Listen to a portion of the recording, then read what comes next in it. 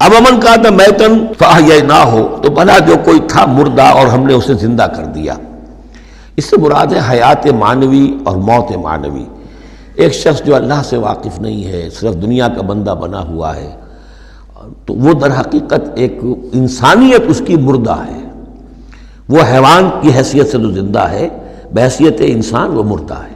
پھر اللہ نے اسے ہدایت دی، اس کو ایمان کی نام، اب وہ زندہ ہوا۔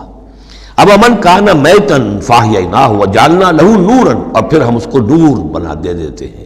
اب وہ اللہ کی کتاب اس کے سامنے ہے، یمشی بہ فی الناس، اب اس کو لے کر وہ چل رہا ہے لوگوں کے مابین۔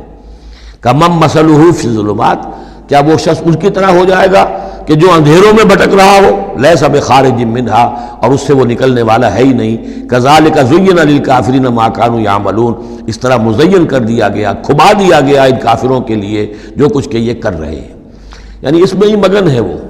لیکن ایک وہ شخص تھا جس کو پہلے ہوش نہیں تھا، توجہ نہیں تھی۔ حضرت عمر ہے رضی اللہ تعالیٰ عنہ، 6 سال لگ گئے۔ حضرت حمزہ ہے 6 سال لگ گئے، 6 سال میں ایمان لا رہے ہیں۔ لیکن پھر یہ ہے کہ اللہ نے ہدایت دے دی۔ اس کے بعد یہ ہے کہ وہ نور قرآن مجید بھی موجود ہے، اب چل رہے ہیں، آگے بڑھ رہے ہیں، فروشیاں کر رہے ہیں۔ اب ایک وہ جو بھٹکتے ہی رہے ساری عمر، اور اسی اندھیاروں کے اندر ہی جانے دے گئے۔